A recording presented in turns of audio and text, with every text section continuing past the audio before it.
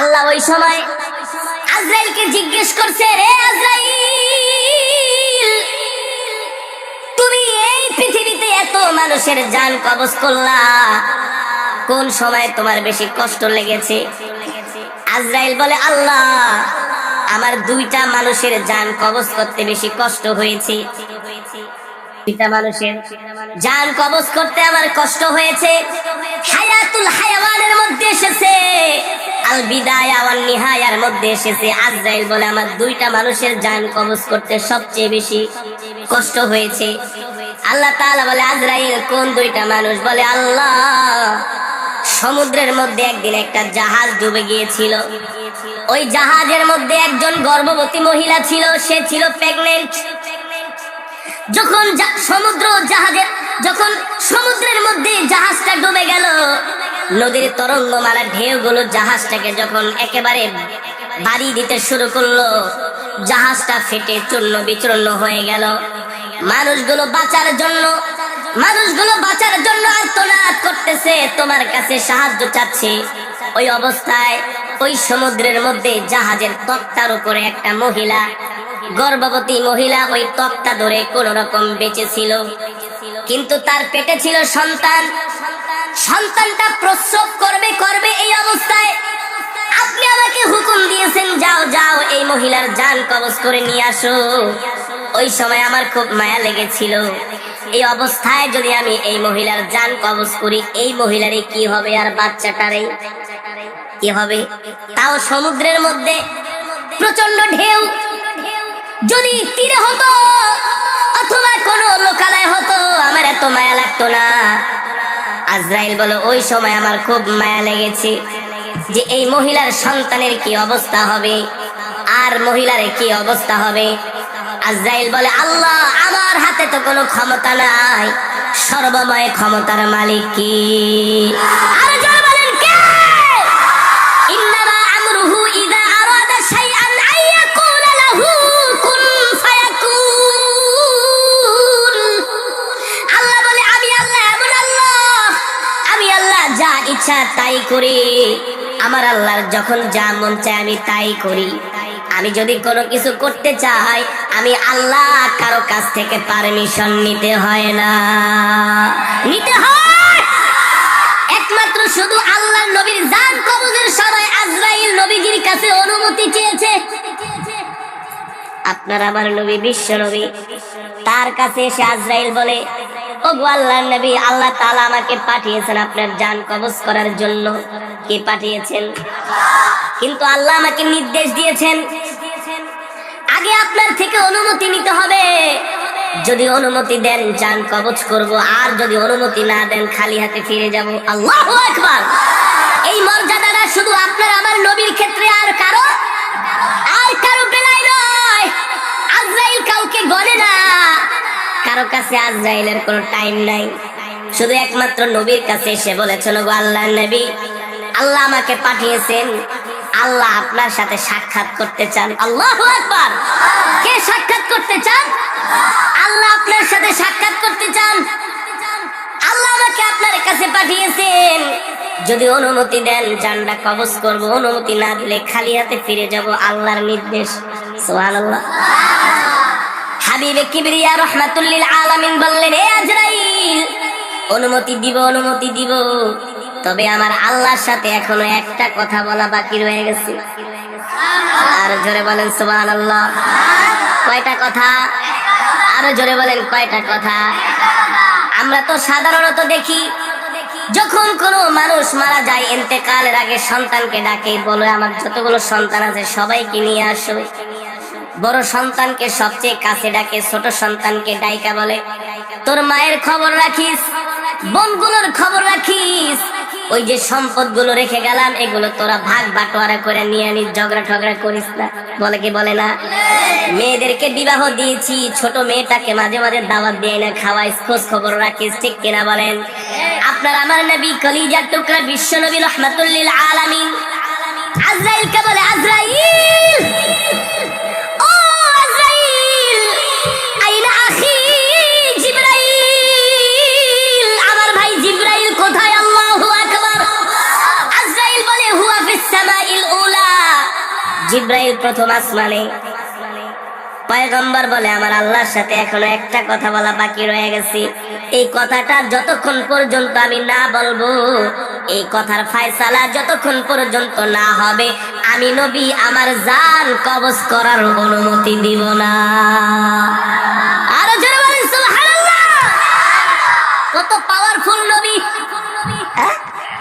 কত পাওয়ারফুল নবী, আল্লাহু আকবার। এত পাওয়ার, এত প্রায়োরিটি, এত ক্ষমতা আল্লাহ কোন পয়গম্বরকে, কোন প্রেসিডেন্ট, কোন বাদশা, আমেরিকার প্রেসিডেন্ট আইসা বলল বাইডেন তাড়াতাড়ি রেডি হন, জেট বিমান থেকে বের হন, আপনারা সিংহাসন থেকে বের হন। আরে আজরাইল আইসা বুকের ভিতরে ধরবো, বলে সময় শেষ, বহুত খাইছস, বহুত নাফরমানি করছস, এবার কড়াই গন্ডায় হিসাব দিতে হবে। ঠিক কি না বলেন? আমার নবী দু জাহান সরকারি দু আলম, ইমামুল আম্বিয়া, সাইয়্যিদুল মুরসালিন, খাতামুন নবিয়্যিন, আল্লাহু আকবার। পয়গম্বর বলে আইনা আখি জিবরাইল, এ মালাকুল মউত জিবরাইল নিয়ে তারপরে মৃত্যুর অনুমতি। পয়গম্বর বলতে দেরি জিব্রাইল তার 70,000 ডানা চাপড়ায়া নবীর সামনে হাজির। সুবহানাল্লাহ বলেন। নবীর ইন্তেকালের অবস্থা ও যুবক ভালো করে খেয়াল করো। নবীর চোখে পানি, জিব্রাইলের চোখেও পানি। নবী বলে ইয়া আখি লিমা তাবকি ইয়া জিব্রাইল, ও ভাই জিব্রাইল আপনি কাঁদেন কেন? আল্লাহু আকবার। পয়গম্বর বলে জিব্রাইল আপনি কাঁদেন কেন? জিব্রাইল বলে গো আল্লাহর নবী আমি কাঁদি তো কাঁদি, কারণ আছে, আপনি কাঁদেন কেন? আল্লাহু আকবার। আপনার মাহবুব, আপনার বন্ধু তো আপনার জন্য বসে আছে, আপনার সাথে সাক্ষাৎ করবে। আল্লাহু আকবার। আপনার জন্য জান্নাত রেডি, আপনার জন্য হুর গিলমান সব রেডি। আপনি তো দো জাহানের বাদশা, দুনিয়া তো বাদশাহী করছেন, জান্নাত তো আপনি বাদশা। আল্লাহু আকবার। আপনার সুপারিশ ছাড়া কেউ জান্নাতে যেতে পারবে না। আপনি আগে জান্নাতের তালা খুলবেন, এরপরে সব পয়গম্বররা জান্নাতে যাবে, এর আগে আল্লাহ কাউকে পারমিশন দেবে না। আপনি কেন কাঁদতেছেন? আরে আপনি তো দুলা, আপনি তো বর, আপনাকে নেওয়ার জন্য ফেরেশতারা তৈয়ার, আপনাকে সংবর্ধনা দিয়ে আল্লাহর কাছে নিয়ে যাবে, জান্নাতে নিয়ে যাবে। আমি তো জিব্রাইল কাঁদি কাঁদি, আপনি কাঁদেন কেন? নবীজি বলে জিব্রাইল তুমি বলো তুমি কাঁদো কেন? জিব্রাইল বলল গো আল্লাহর নবী মালাকুল মউত আপনার শিহরে বসা, আপনার মাথার কাছে বসা, অনুমতি দিলেই তো আপনার জান কবজ করে ফেলবে, কিন্তু আপনি ইন্তেকাল করবেন, এই কষ্ট তো আমি জিব্রাইল সইতে পারি না। আল্লাহ আমাকে বিশেষ ফেরেশতা বানানোর কারণে আল্লাহ আমাকে কত পয়গম্বরের কাছে ওহী নিয়ে পাঠাইছে। কোন পয়গম্বরের কাছে আমি 10 বার ওহী নিয়ে গিয়েছি, কোন পয়গম্বরের কাছে আমি 20 বার ওহী নিয়ে গিয়েছি, কোন পয়গম্বরের কাছে আমি 80 বার ওহী নিয়ে গিয়েছি, কোন পয়গম্বরের কাছে আমি 300 বার ওহী নিয়ে গিয়েছি। কিন্তু আপনি এমন একজন আল্লাহর পয়গম্বর, আমি আপনার কাছে 100 বার 80 বার 300 বার নয়, আমি আপনার কাছে 1000 2000 বার নয়, আমি আপনার কাছে 5000 10000 বার নয়, আমি জিব্রাইল আপনার কাছে ওহী নিয়ে 24000 বার এসেছি। আল্লাহু আকবার। যারা বলেন আল্লাহু আকবার। আপনার ইন্তেকাল হবে, আমার কলিজা ফেটে যায়, আজকের পর থেকে আর কলিজার টুকরা নবীকে দেখব না। আল্লাহু আকবার। ওগো নবী এবার আপনি বলেন আপনার চোখে পানি কেন? জিব্রাইল বলে, পয়গম্বর বলে ও জিব্রাইল ফেরেশতা বসে আছে, অনুমতি দিলেই জান কবজ করবে, কিন্তু ইন্তেকালের আগে আমি জানতে চাই আমার ইন্তেকালের পরে আমার এতিম উম্মতের কে খবরদারি করবে। আল্লাহু আকবার। এ জিব্রাইল আমি আমার মৃত্যুর জন্য প্রস্তুত আছি, তৈয়ার আছি, কিন্তু এই কথাটার আগে ফয়সালা করবে আল্লাহ, তারপরে আমি আমার জান কবজ করব। জিব্রাইল চলে গেলেন আল্লাহ তাআলার আরশে আজিমে। আল্লাহ রাব্বুল আলামিন জিজ্ঞেস করলেন জিব্রাইল কেন এসেছো? জিব্রাইল বললেন, ওগো আল্লাহ, একটা কথা ফায়সালা না হওয়ার আগে আপনার বন্ধুর জান কবজ করার অনুমতি দিবে না। আল্লাহ বলে, হে জিব্রাইল, আমি তো আমার বন্ধুর কোনো মনের কথা, কোনো উপরে কোনো নিচের কথা, কোনো গোপন কথা তো আমি আল্লাহর বাদ রাখি নাই। তার সকল মনের আশা তো আমি পূরণ করেছি। আমার বন্ধুর এখনো কি বাকি রয়ে গেছে? এবার জিব্রাইল বলে, আপনার বন্ধু বলেছেন তার ইন্তেকালের পরে তার এতিম উম্মতের কে খবরদারি করবে। এবার রব্বুল আলামিন বলে, ও জিব্রাইল, যাও যাও, আমার বন্ধুর ইন্তেকালের আগে আমার বন্ধুকে সুসংবাদ দিয়া দাও। আমার বন্ধুর ইন্তেকালের পরে স্বয়ং আমি আল্লাহ রব্বুল আলামিন তার উম্মতের খবরদারি করব। আল্লাহু আকবার। এই কথা শুনে নবীজির মুখে হাসি। এবার হাবিবে কিবরিয়া বলে, ও আজরাইল, মালাকুল মউত, তুমি আবার জান কবজ করো। ও মুসলমান, ইন্তেকালের সময় নবী উম্মতি উম্মতি বলেছেন। এবার নবীর বুক মোবারকের মধ্যে আজরাইল তার হাতটা দিয়েছে। কিতাবের মধ্যে এসেছে, নবীজি বলে, আজরাইল, তুমি কি বুকের ভিতরে আমার হাত দিয়েছো নাকি সারা দুনিয়াটা আমার বুকের মধ্যে চাপায় দিছো? আজরাইল, ও আজরাইল, যত কষ্ট আমাকে দাও, আমার এতিম উম্মতকে মৃত্যুর সময় কষ্ট দিও না। আল্লাহু আকবার। যারা বলেন আল্লাহু আকবার। পয়গম্বর বলে, আজরাইল, ওয়াদা করো আমার উম্মতকে কষ্ট দিবে না। যত কষ্ট আমি নবীকে দাও, আমার এতিম উম্মতকে কষ্ট দিও না।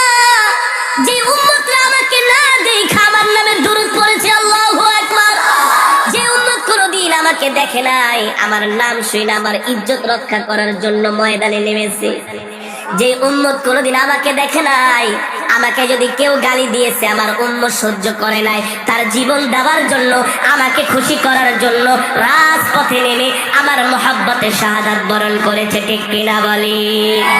এ জিব্রাইল, যত কষ্ট আমাকে দাও, আমার উম্মতকে কষ্ট দিও না। ও বাবা, মৃত্যুর যন্ত্রণা এত ভয়ঙ্কর যন্ত্রণা। নবীজি বলেছেন, মৃত্যুর যন্ত্রণার কিঞ্চিত উদাহরণ হচ্ছে একটা জ্যান্ত খাসিকে জবাই না করে যদি তার শরীর থেকে চামড়া খসানো হয়, ওই খাসিটা যতটুকু কষ্ট পাবে তার চাইতে আরো 1000 কোটি গুণ একজন বদ্দিন ইন্তেকালের সময় কষ্ট পাবে। এই কারণে নবীজি বলেছেন, হে আজরাইল, আমার উম্মতকে কষ্ট দিও না। এবার আজরাইল বলে, ওগো নবী, আপনাকে মৃত্যুর সময় সুসংবাদ দিচ্ছি, দুনিয়ার জমিনে সত্যিকার অর্থে আপনাকে আপনার যে উম্মতেরা মহব্বত করবে, ভালোবাসবে, তাদেরকে আমি এইভাবে জান্নাতে তাদের জান আমি এইভাবে কবজ করব, মনে হয় ছোট শিশু তার মায়ের দুধ খাচ্ছে। আল্লাহু আকবার। জান্নাতের সুঘ্রাণ তার নাকের ভিতরে চলে যাবে, কোন সময় তার রূহটা বের হয়ে যাবে সে কোনো সময় টেরও পাবে না। আল্লাহু আকবার। ও মুসলমান, এই দুনিয়া থাকার জায়গা নয়, এই দুনিয়া ছেড়ে আমাদেরকে চলে যেতে হবে। কোন সময় মৃত্যুর ডাক চলে আসে আমরা কেউ জানি না। জানি না, কে বলেন?